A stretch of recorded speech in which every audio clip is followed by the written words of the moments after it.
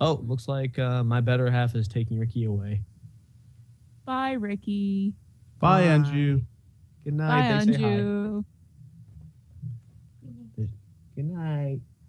My better half is making pizza, which I'm going to attempt to not eat Why would you not eat pizza? because that's a lot of calories and I don't have a lot of calories to spare. You're married now. You can eat pizza once in a while. Oh, I eat pizza once in a while. But I am desperately trying to kick my diet into gear, and so I'm trying. Yes. You know what else we're trying to kick into gear? Hi, I'm Jack. I'm Jonathan. And I'm Lauren. And we are Glib Shark. We are recording on February 23rd, 2016, the day of the Nevada caucus, and only one day removed from National Margarita Day. We'll get into the things we normally talk about every week in a little bit, but first, as always, or the very least as often as we can, and a lot more often than recently, I must say, we have the lovely, the talented, the amazing Oboe Crazy here to do a little something that we call This Week in Geek. How are you, Lauren? I'm attempting to not eat the pizza that Luke is making right now. And so I'm going to talk for a little bit because it's hard to eat pizza and talk at the same time. Although if anyone could manage it, it would be me.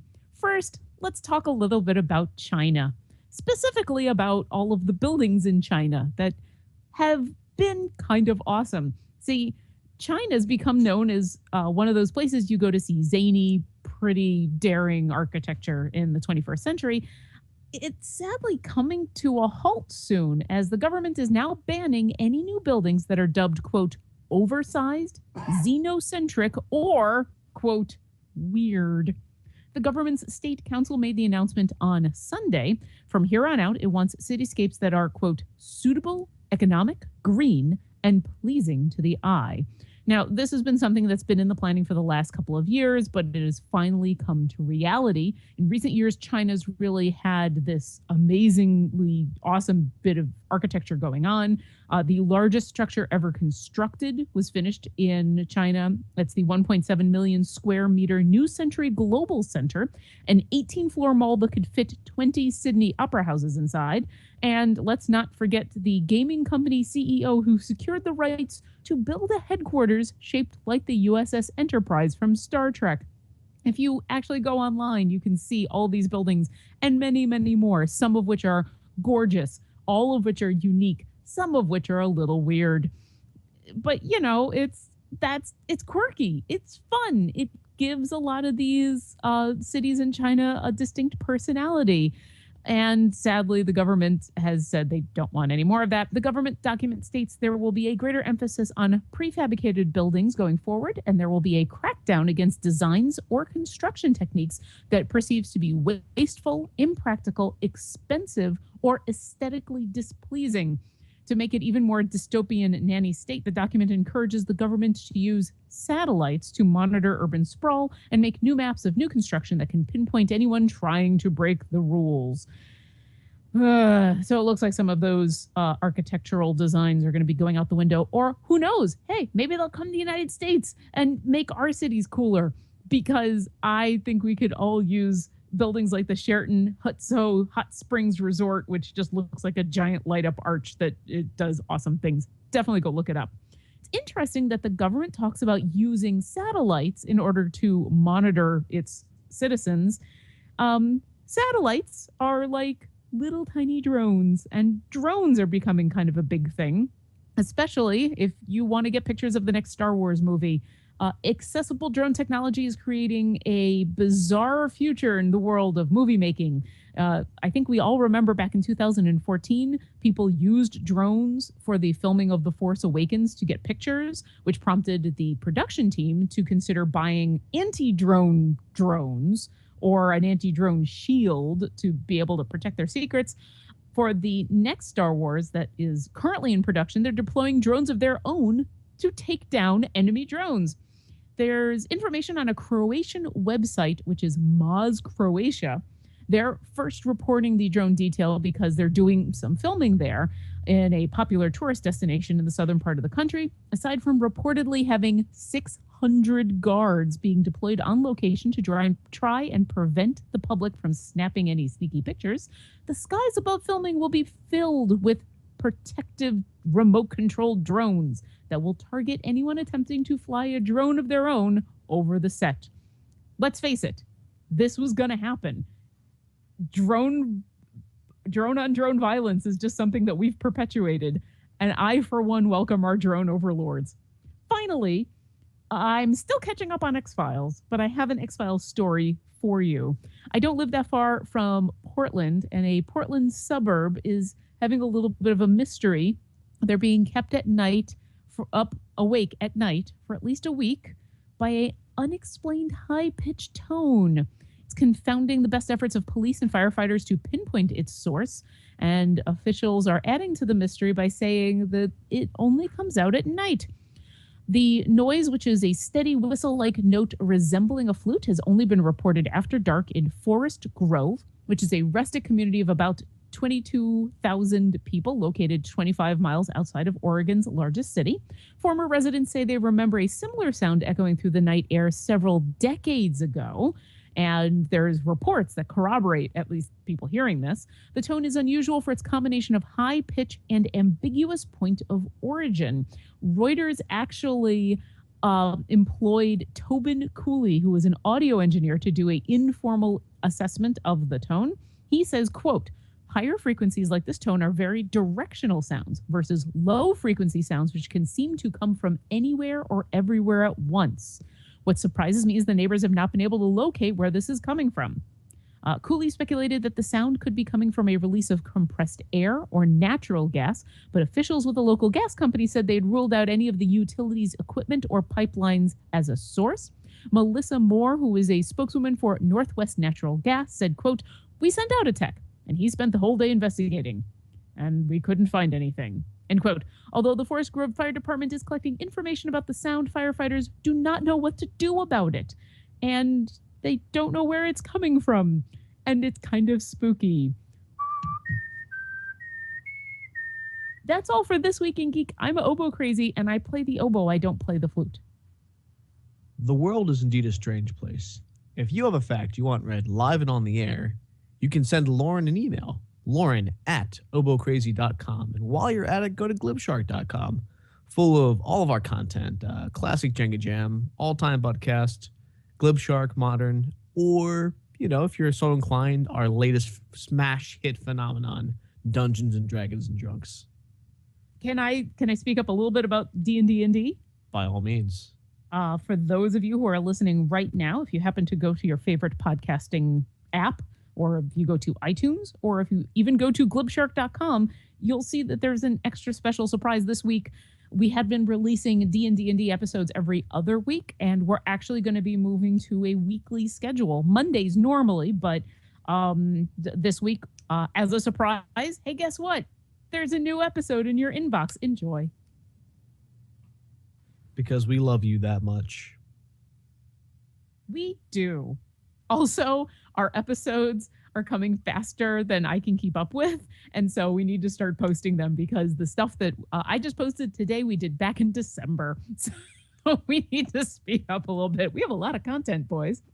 We're just really good at drinking drinks and rolling dice. I wouldn't say successfully rolling dice. I mean, I'd say our roll is dicey at best. Ha, ha, ha. But we try. So anyway, yes, check your podcasting app of choice and try to avoid some of those puns because I will hurt you. I will. There will be consequences. We've had to roll for anyone who listens to the show knows we've had to roll for pun damage. Yep, embarrassment damage. Embarrassment damage, yes. Have you guys been able to keep up with X-Files, or are we putting that particular discussion off for another week? Because I have not. I haven't either, and I've still only seen the first episode. I just haven't had any interest, and it's not like the new series was getting like super stellar reviews. I know it's the season finale of the 6-episode season. Was that yesterday. Sunday? That was yesterday. Okay. Yes. Yes. So Luke and I have watched the first 3 episodes. So we are now officially 50% of the way through the show. And yeah, the first 2 episodes were very blah. The last one that we saw, which I don't even know if I want to talk about it without spoiling anything, but that one was a lot of fun and really good and kind of what I was expecting about the series. So I don't know what we're going to get out of these last 3 episodes. I have a bad feeling that maybe we'll get one more kind of standalone monster of the week, and then it'll be just, let's try to do a giant conspiracy theory thing again. But I don't know. We'll see. Yeah, I mean, I watched the movies and I watched a little bit of X-Files in high school. I saw, I think, 2 episodes of The Revival, and I'm underwhelmed considerably. You know what I did see this weekend? Mm-hmm. Deadpool. Hey! So I'm a little bit behind you guys. I had a chance to listen to the spoiler cast at the end of last week's episode. Why would you do that? Because after I watched, I already watched the movie. After you watched it, okay. Why would I listen to it You've before? You've been known to listen to a spoiler cast without having actually seen said. When have spoiler. I ever done that? I'm trying to think. There was a specific episode. I'm trying to remember what it was. Oh, it was Game of Thrones. You don't. I don't watch Game of Thrones. Not a big but deal. you might. Yeah, like I would never. I feel like the chip would is never sailed. watch so RT has been doing these anime podcasts, and they have these sections of spoilers of like anime series that they're watching right now. I skip through them. I don't know if I'm going to watch those particular animes. I think the ones they are been talking about the most have been Erased and Gate, which are going on right now. But I don't want to chance it. And that's totally cool, and that's why we do and they do all those spoiler warnings. I'm glad that Jenga, you were able to actually watch Deadpool and before you got spoiled, and then was able to listen to our little spoiler cast. But I do feel like, if someone is pretty positive, either A, this is not content they're ever going to watch, or B, they don't care enough about being spoiled to watch something with spoilers in it, I think at that point you're okay. Because I've certainly watched a lot of Let's Plays online for games that I've not played and I'm probably never gonna play. But I'm curious about them, or they look kind of like fun. They're just not my cup of tea, or I like the Let's Play people. I watched friend of the show, Raging Terror. This is many, many weeks ago. He did an entire playthrough of Undertale. And I'm not really a PC gamer at all. And having heard a ton about this game and how amazing and awesome it was, this was a chance for me to watch someone that I enjoy watching play through some of this game. And you know what? If I'd watched a little bit and said, you know what, this looks like a game I really want to play, I would have stopped watching. Right. But I saw in the game, I'm like, nah, this isn't a game I actually want to play, but I'm still kind of interested in this. Well, so I'm completely spoiled. Well, let's loop back around and see what Jenga thought of Deadpool. Before we get too off topic. Yeah. What did you think of Deadpool, man? Deadpool was so good. We should keep this spoiler free, though, for our listeners. I have, of course, spoiler free. I'm not going to ruin it for anybody. I will say that I am not a person who really invests in physical media as far as Blu-rays or DVDs goes anymore. But my wife, as soon as we saw it, says we have to get this on Blu-ray so we can watch it at home whenever we want. This will be our go-to movie. My wife said this, not me, not the Marvel geek in our house, but my better half, the one who's smarter than me. And she's right. The one who likes to watch Ryan Reynolds. Oh, man, everything. Well, not just that, but I thought the whole cast was really well done. I mean, I will agree with you, Lauren, regarding your thoughts on the villain. However, overall, I thought it was done in such a way where it was definitely a send-up of the superhero genre and a comedy, but it wasn't really a spoof. So I'm looking forward to Deadpool 2 very much. I'm really happy that the film did so well. I'm loving the viral marketing Deadpools we get, and I'm even thinking about getting Ryan Reynolds' current haircut as my haircut next time I go around. I cannot say enough good things about Deadpool in terms of the jokes, in terms of the shots it takes at X-Men Wolverine Origins, at Green Lantern. Not to spoil too much, it's not that surprising that a movie like Deadpool would do that. 5. I don't even know what my Jenga rating system is. 5 blocks up, or you can just say it's good and you recommend people go see it or rent it or something. But if I don't have like some kind of hokey rating system, what kind of reviewer am I? A good one. A good one. Jinx. Roadblock and I agree. You don't need numbers to express yourself. Well, I kind of do. I want to quantify my love. I would say the movie gets a 93%. That's a pretty solid score. It's an A. Deadpool gets an A. You pass high school, Deadpool. Yeah. He would have passed high school with a 60. A D technically passes. Yeah, that's Deadpool's true. An National Honor Society student, strangely enough. There you go. Yeah. You know, it's interesting that you mention about wanting to buy the movie and everything. And also, this is a tangent a little bit. Luke was just telling me about how DC announced that they're going to be releasing on DVD an R-rated cut of Batman v Superman, which Oh, really? apparently it's a rumor. It's still a rumor. A lot of people, I guess, make it sound like, oh, so Deadpool did well, and so now DC needs to put out an R-rated superhero movie. I don't think putting out a director's cut is really the same, but it's interesting that they even went so far as to say that the movie could have been rated R. That's not necessary. Superman isn't necessarily a franchise I would have ever thought would get an R rating. So the fact that there's a director's cut out there with him in it is kind of interesting. Well, I mean, but Batman potentially could be. I think Batman, as close as we got to it, was the Christopher Nolan version. And I think that was some studio decisions about, let's make this Batman movie PG-13 so everyone can go and see it. I think if you had made Batman, or I'm sorry, The Dark Knight Rises rated R, and had really gotten the Bane Batman fight as brutal as it could have been, that would have been a bit interesting. And I think especially with Catwoman's background and some of the rioting, I think what you got in that movie was a sanitized revolt in Gotham City. Like it could have gotten a lot worse. And so it's not surprising that they were like, you know what, let's just make it PG-13. That makes me a little bit more interested. And I did start looking around for tickets for Batman v Superman. I will, in the interest of being a pop culture person, I feel like I got to see it.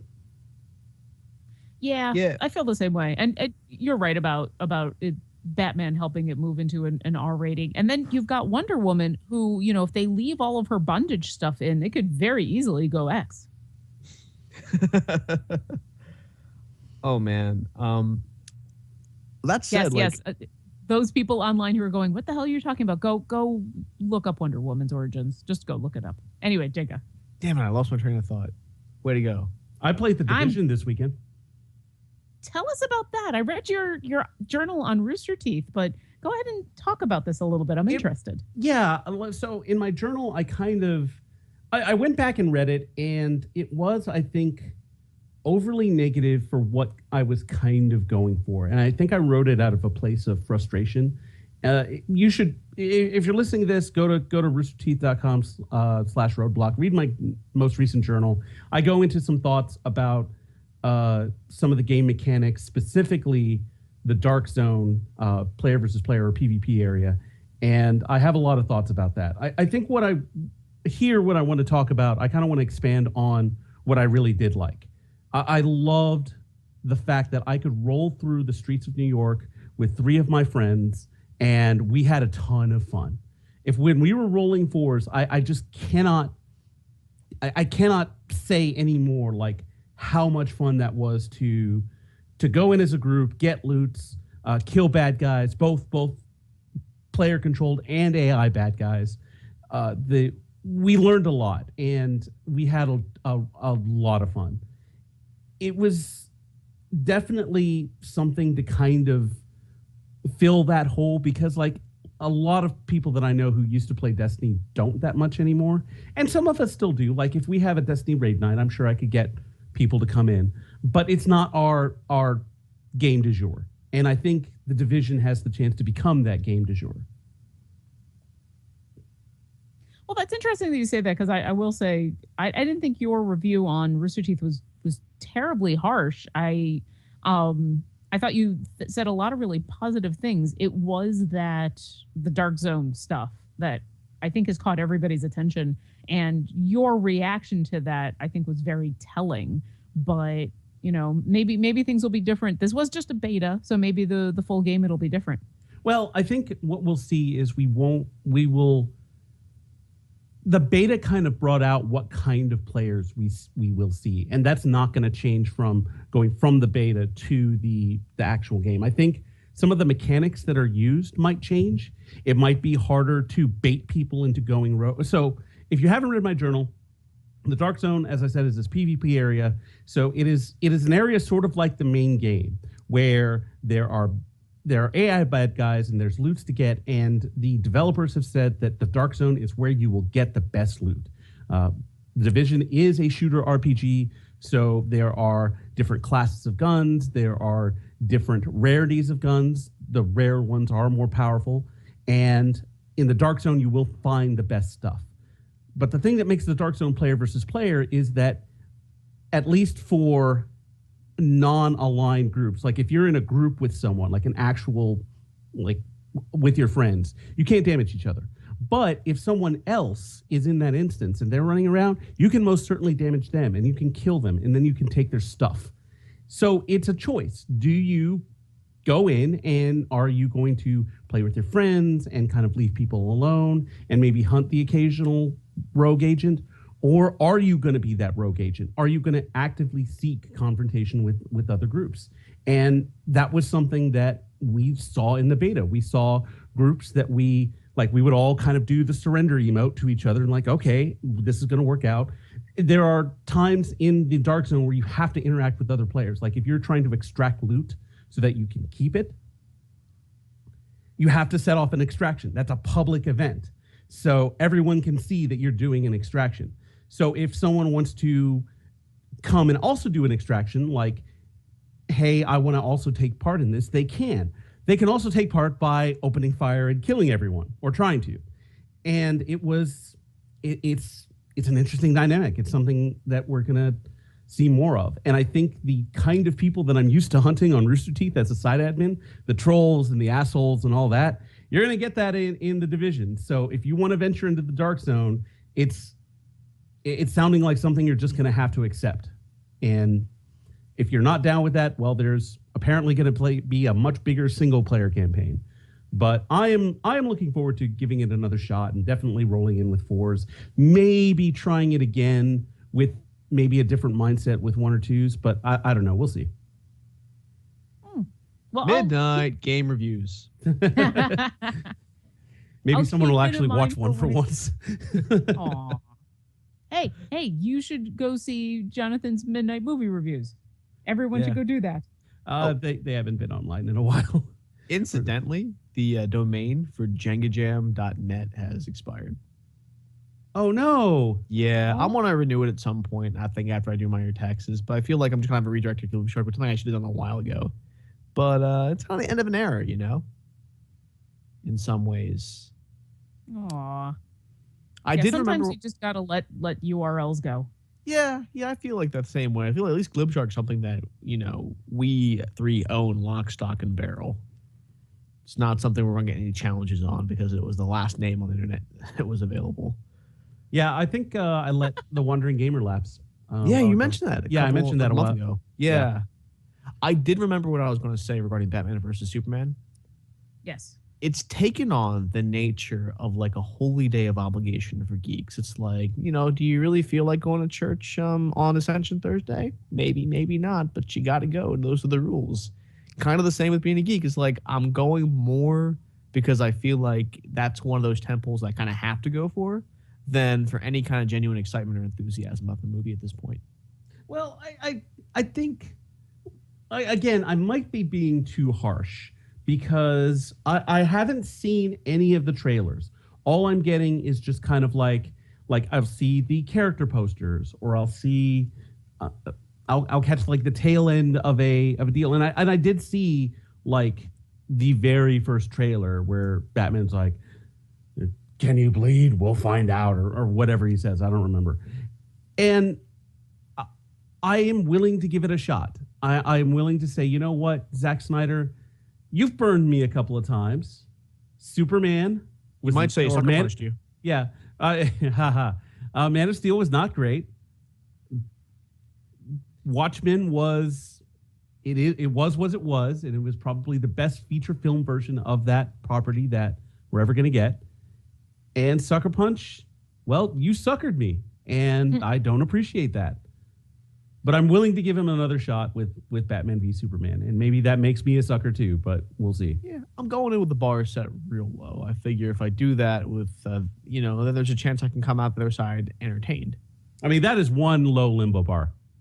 Yeah. I'll say they didn't even have me wanting to go to the theater to see it until they added Wonder Woman. And then I said, okay, maybe I'll now go opening weekend. I'm not, for me, the Justice League was best done when it was the Justice League Unlimited cartoon. That was the best incarnation ever of all time. And I would say Young Justice kind of gives it a run for its money. Yeah. I haven't seen enough Young Justice. Justice League Unlimited was amazing. That's actually so. Justice League Unlimited is on Netflix, but so is Young Justice, and they just added the second season, which I thought was phenomenal. And so, Young Justice was a victim of this DC TV shakeup that happened a few years ago, where they were like, you know what, we don't want to do grimdark Young Justice anymore. Let's do Teen Titans Go. And there were a lot of properties that they were, and Young Justice was one of them, that they kind of left behind to go a bit lighter. Well, then they circled around and did Grimdark again with Arrow and a little bit of The Flash, and definitely not Supergirl. But Netflix is tracking the analytics for Young Justice in kind of a fact-finding mission to see if they want to produce a third season. So there is impetus to go see it. Right. And our good friend Katie Kashinky tweeted about it, and I was like, I was helping, because she was like, go watch Young Justice. If you want to see more Young Justice, all you have to do is watch it on Netflix. And which is good, because it's a really, really awesome series. It has actually my favorite Black Canary. Wow. In the first season of Young Justice. I just want to see a Greg Weisman created series like survive to a natural length. He made Gargoyles. He made Spectacular Spider-Man. Both amazing cartoons, actually. And I just want to see him get a fair shake for once.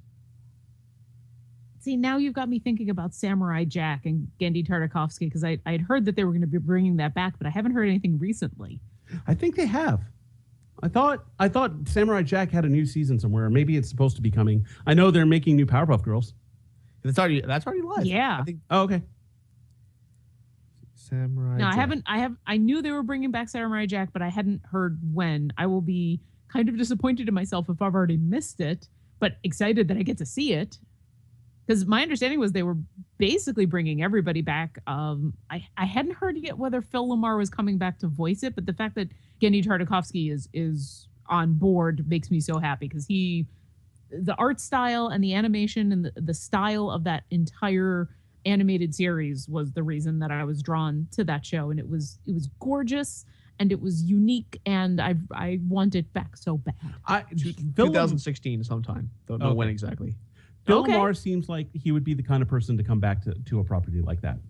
Oh, yes. And I would like to think that it would be pretty easy to get him back, because, Jack speaks like 3 words in an episode. So he could do an entire season in one day. It'd be like one sitting. It'd be like, okay, let's get all your efforts. Let's get let's get your lines. Okay, you're done. Thank you so much, Phil. There you go. It wouldn't even be that expensive. The second day would be like charge pickups. A lot of money. Like they go through and they edit it. They're like, okay, we need a few more things. So why don't you come back? So it's like total 2 days work. Now the sad thing is that Mako passed away. So who are they going to get to play Aku? Probably, I would think the same guy that replaced Mako on The Last Airbender. Because he also Mako played Uncle Iroh. And then he died. And there was half a season where Uncle Iroh didn't say anything because they were they were dealing with that. But then eventually they brought in a voice actor to finish the series. So I would not be surprised if that voice actor was again called upon to do homage to Mako by finishing something up for him. Or hell, Phil Lamar is talented enough. Maybe he could do it. Maybe he could do. Maybe we could just get. They can employ him for an extra day or two, and he could do all the Aku lines too, and it'd be amazing. Why not? Okay, who among our friends, among the Rooster Teeth staff and community and everyone, who would make a good Aku? As in, like, in person or just no, voice? like a voice actor. Obviously, I don't. If I knew someone who could physically be Aku, that would be fucking terrifying. I know, right? Well, I was thinking of Demono, but you know, I like him. Okay, so if I had to pick someone to put on an Aku costume and do a really really good job in person, Chris McDowell. I was thinking Chris too. Oh, so different Chris. He's got the physical presence. He's got the voice. He's got the pipes. Well, yeah. Okay, yeah. I'd get behind that. If we're playing it for strictly comedy, I want to see Gus Sorrell to try to take a shot at Aku. Has anyone played the new Avengers game that he's playing Hawkeye in yet? No, I saw the Let's Play that they did, but they didn't have Hawkeye because I think he's part of the first DLC pack. So I don't know that it's out yet. I'm not sure. I don't play mobile games that much. Yeah. I'm super happy, but then there's part of me that I'm not sure how that voice will work. But you know what? Gus is super talented, so he'll show me. I'm gonna be frank. Gus was not someone I would have pegged as a strong actor or voice actor because he kind of does the same cadence and performance for just about everything. Maybe it seems like he's always playing Gus, even when he's doing other stuff, like he's being an immersion scientist or he's being a scientist in Laser Team. It all seems Gus. Or he's being Simmons.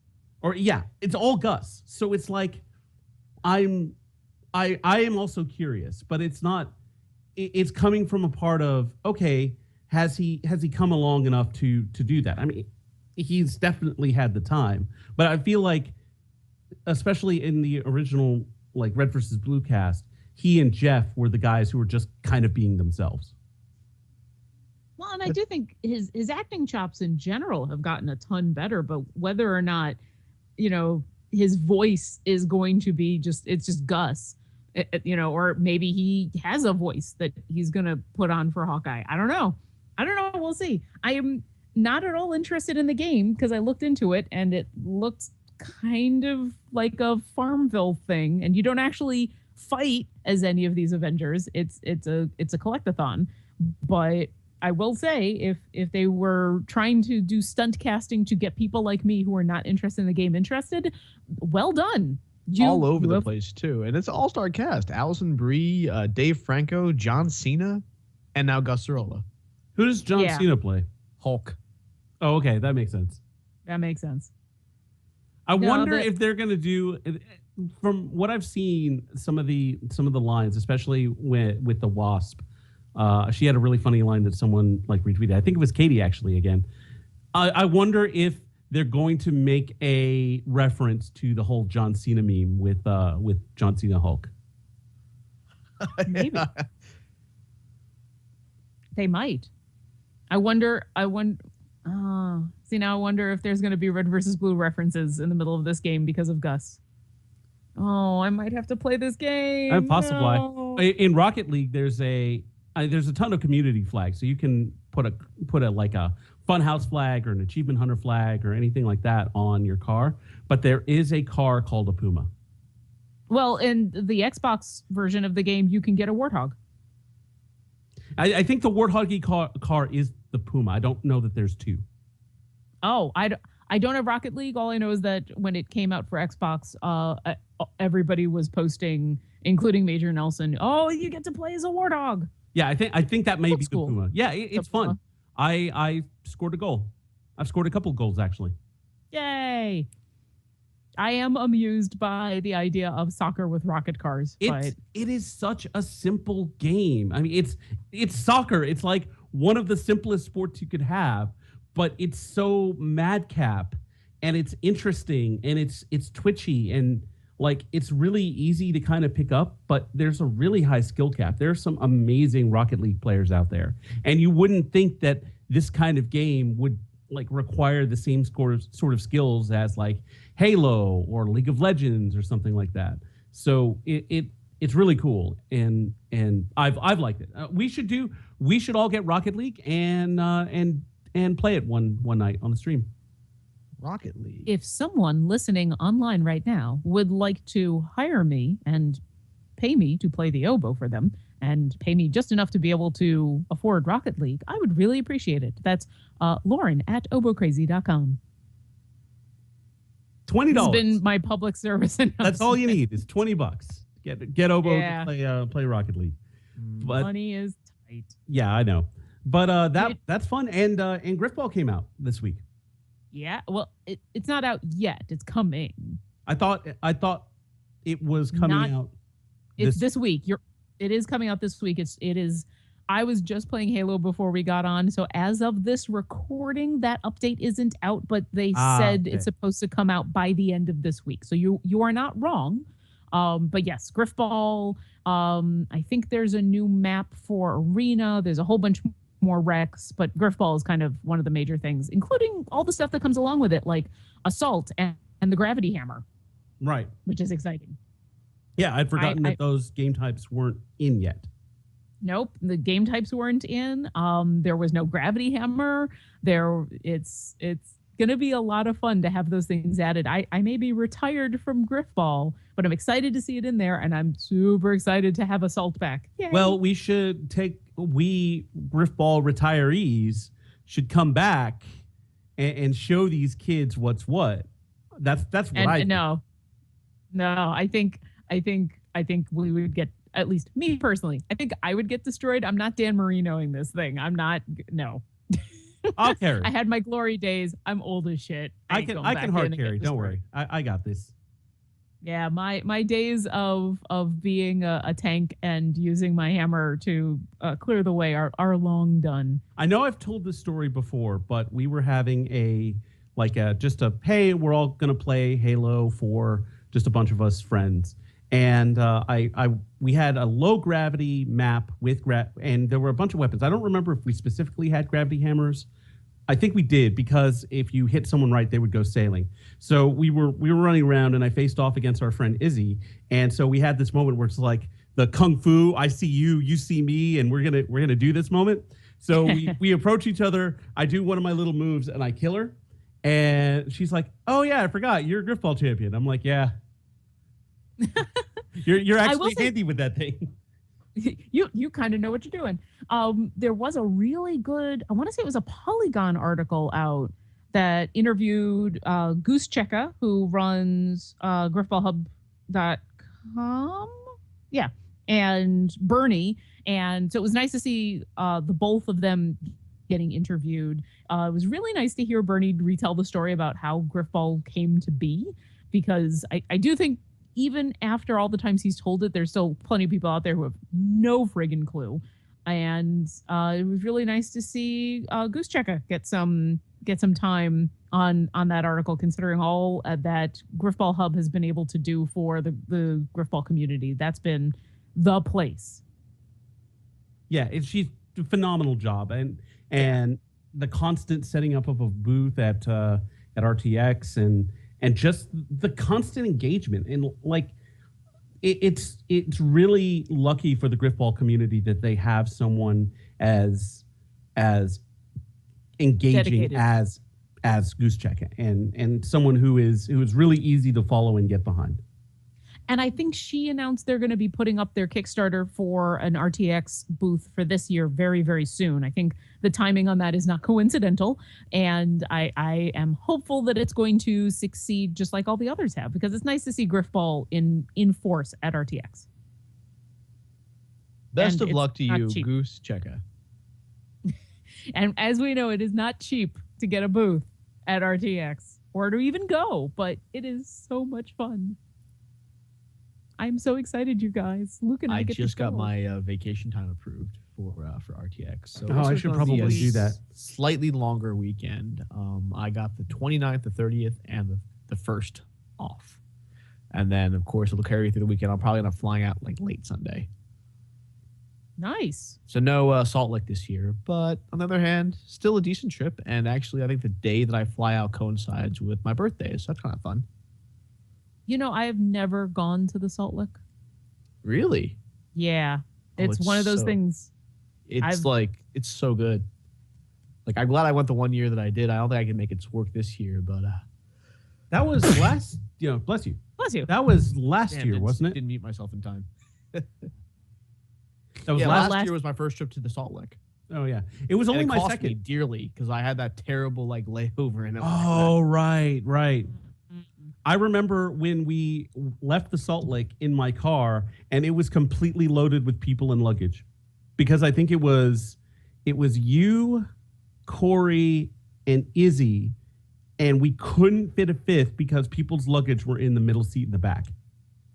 Because I also had my stuff, so my tiny little Elantra was full of friends and their stuff, all going to the airport. And like when we finally unloaded everyone, it was my car just kind of went, No, those final days are hard. It is incredibly emotionally draining. The nice thing I had going for me is that, Izzy and I hung out for most of the time until our flight was going. And we even met, Barbara and Steven and parents. They were just waiting there. And I flown out to RTX that year. We ended up hanging out with them for a little while. Yeah, And depending Steven. on when you end up at the airport, it's just basically a tiny mini version of RTX. It's just a whole bunch of Rooster Teeth people hanging out at the airport, often at the Salt Lick in the airport. Wait, You know Which what's is weird? also we have Yeah, a Salt there's Lake in our airport, Oklahoma City. Huh. You know why I Yeah. think it's at the airport? Because they can fly the meat in. There you go. That has to be it. I've got a feeling every maybe other day or so, someone from Austin flies to Oklahoma City to make that delivery, and they never leave the terminal. That would make sense. I believe it. See, now I just want to be in Texas with all my friends in a meat coma. I mean, at this point, I'm settled for Lent being over so I can go back to meat. Did you give meat up for the entire duration? Yeah, it's a requirement if you're Mullen-Carr Catholic. Oh. I Yeah, know we I have- know some Catholics who do that. I know one of my buddies here in town actually does that most years. I think there was one year when he got he had a something with his heart. So he really didn't want to. I mean, he was already going to be on a restrictive diet, so he didn't want to make it like double restricted. So I think Sure. that year for Lent, he didn't bother with giving up meat because it was like there's already so much that he couldn't eat that it was. I guess he felt like his surgery was a trial enough. Yeah, Yeah. that makes sense. Like, and my parents are exempt from the rule now that they're in their 60s. So for them, it's like all. I mean, my sister. I think they still avoid it on Fridays, but like for them, it's all meat all the times. So it's like you get your AARP card, and if you're in if you're a Malakari, you also get your card that accepts you from that permits you meat. Your meat card. Yeah. Oh, that sounds gross. So, and now I'm curious because in the Jewish tradition, there's a lot of fasting and there's a lot of specialty diet requirements, but it's written right into the laws that you are exempt if you have a health condition, if you're pregnant, if you're sick, if there's any reason why, say, fasting would be a bad thing for you, you are just exempt by God. Is this a similar thing in your tradition? I don't think. I'm not sure. Well, yeah. Basically, I think if you're under a certain age or over a certain age, I don't think there's exceptions for pregnancy because there are ways to get enough protein. Like even if you're not eating like meat, keep in mind we're allowed to eat fish, so that takes care of most of it. So I'm not suffering too much. Yeah, there's and we're ways allowed to for have those eggs. ladies to get protein. Oh yeah, Oh, God, my penis. yeah. But anyway, I don't think that's what God meant. And well, I don't think. it depends on who's asking. I think. No. But No. yeah. So I mean, we're doing okay. Like it gets really hard. I think the only year I ever gave up was the year I think I was, seeing somebody and we broke up, and it was a pretty bad breakup. So I'm just like, I'm not feeling it this year. I need a burger I need a for burger. therapy. Yeah. Yeah. And I think God forgave me for that. So I think we've all been in that position where our response is, I need a burger. yeah, that's just it's therapy. It's better than taking drugs. I think marginally. Yes. I'm once again going to be playing for Holy Thursday, although at the moment I don't have an Easter Sunday gig. I just have Holy Thursday. So I'm going to be playing while people get their feet washed, but I don't have to play during the big day. The feet washing Yeah. is rad. Like in the Mullencar Church, we don't do it unless there's a bishop there. And a couple of years ago, there was a bishop there, and I was one of the lucky 12 who got their feet washed. So I'm like, yeah, Nice. this is nice. Nope, I literally play. Oh, so I have a song that I'm playing that is literally called Wash Their Feet, which is about that whole thing, which last year did not get played while the feet washing was happening because we were informed that song, because it's a full choir song with oboe and piano accompaniment, and that it would be too distracting away from the feet washing. So the choir did something else, and the piano just played something else while the actual feet washing. And then after the feet washing, then we played Wash Their Feet. There was a lot of feet washing. Wash them. I didn't get feets. my feet washed. I actually That was have also- go ahead. No, go for it. Well, I was going to say I have a kind of embarrassing story that I kind of worked out in my head, and I was like, oh wow, I'm an idiot. So I take drugs, and I have prescriptions and stuff, and I can never remember when I'm supposed to go pick them up. Like I never remember to call it in. Like I know the website, but I don't know the prescription number because I always just shred that because I don't want that thrown in the trash. So I'm pretty bad about my prescriptions. I generally like at the automatic phone prompt, they're like, enter your prescription number. I'm just like 0, 0, 0. Take me to the pharmacy 0. So It doesn't automatically renew. You don't have ones that so automatically. okay. So before, when I would do that and I would call in, there would be this very pleasant voice going, "Hello, this is CVS Pharmacy. Please do this." And then if I filled it but didn't go get it, I would get calls on my mobile from this. "Hello, this call is for Jonathan Cerna regarding your CVS prescription," or whatever. So I would be like, "Oh, I can't believe it left me a goddamn voicemail," but okay, whatever.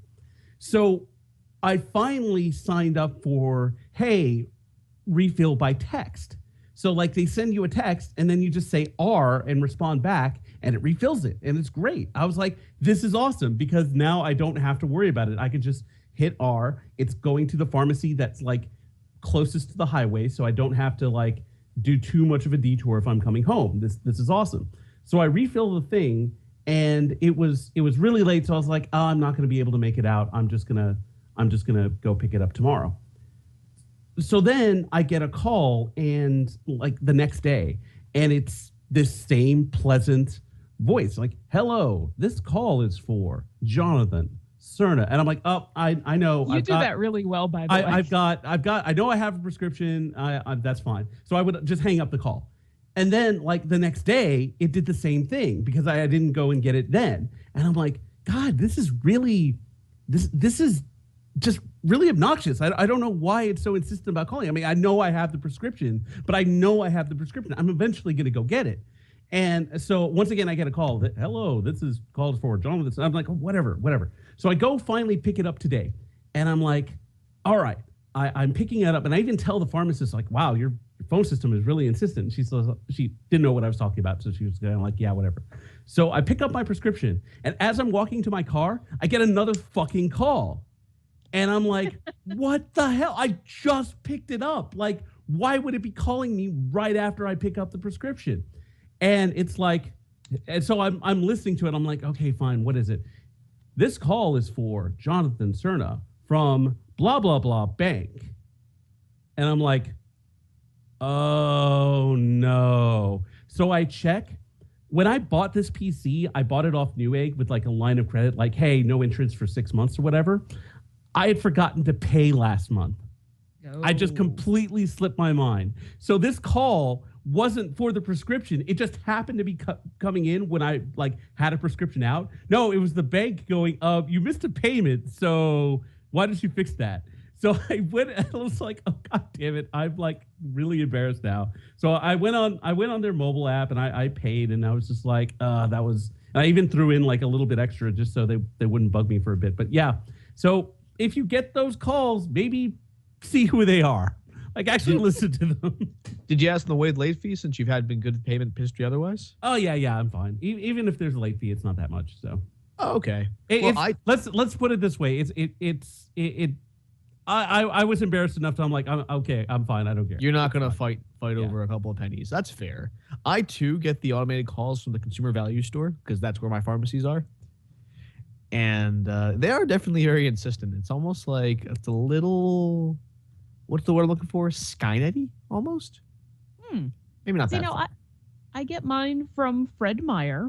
And either I'm always a day or two early because in the back of my head, I just kind of have the end of the month planned out. And so I show up, and then the problem is they're like, oh yeah, the prescription doesn't get filled until tomorrow. Yeah, okay, I'm here. Is there any way I can get it filled? I'm just here. It's one day. And they're like, no, we can't do that. So then I remember and I go the next day and I get it filled. And so what usually happens is I'm still early in the day. And they say, oh, just, come back in 20 minutes. So, all right, I'll go wander around Fred Meyer. I need milk and toilet paper and stuff. And then in the Fred Meyer, you get the call, which is, hey, your prescription is ready. I'm like, oh, okay. I guess it's ready now. So I never get the insistent calls because I'm always super early trying to get them to give me my drugs early, man. I need my drugs early.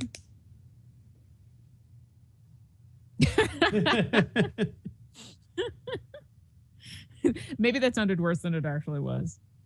Nah, who needs context? Nah. Not this guy.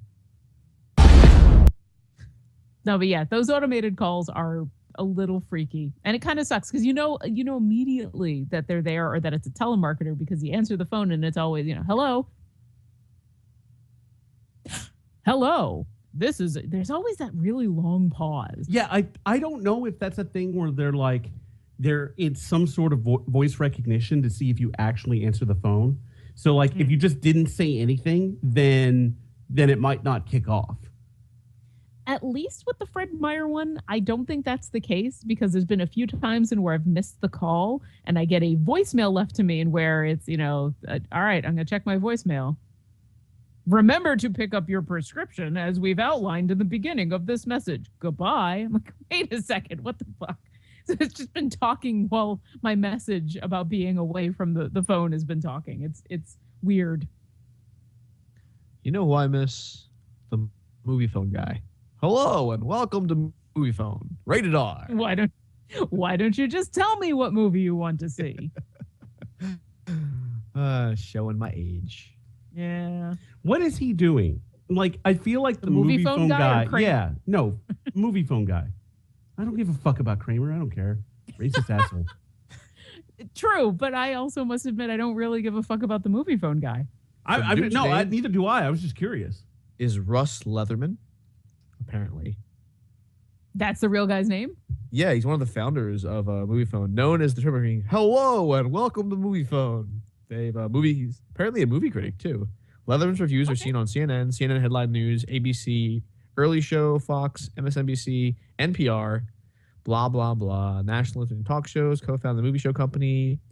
The voice character, Mr. Movie Phone from the start.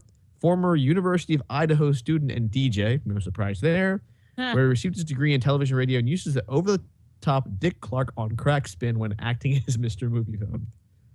And it ends with the Movie Phone was purchased by AOL in 1999. And that's all we know.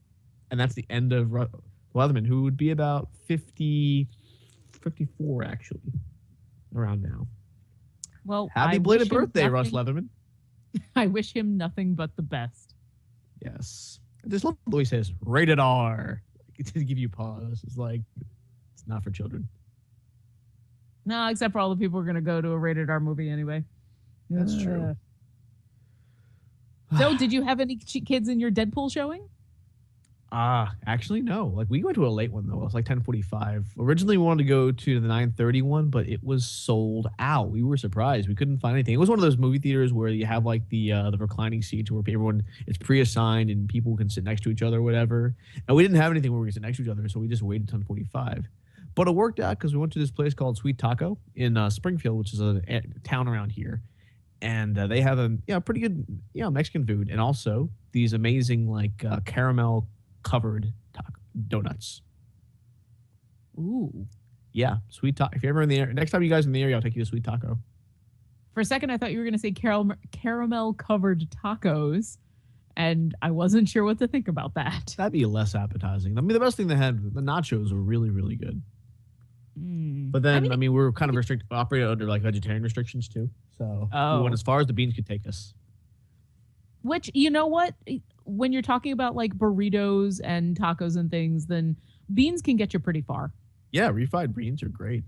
Cover it with enough hot sauce and who cares? Who needs meat? That's true. I have Frank's.